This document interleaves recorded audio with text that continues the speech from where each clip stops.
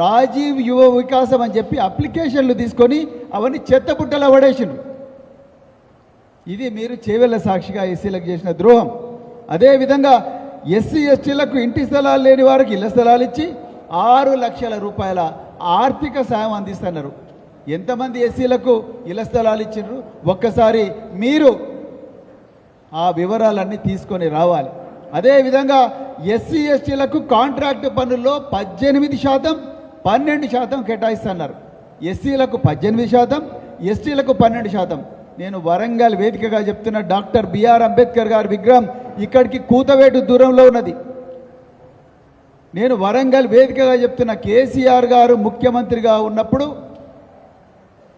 వేలాది మంది ఎస్సీలు కాంట్రాక్టర్లు అయినరు. నేను సజీవ సాక్ష్యాలు ఎన్నో చూపిస్తాను. మీరు ఈ గురుకుల పాఠశాలకు తీసుకుపోండి, ప్రభుత్వ పాఠశాలకు తీసుకుపోండి.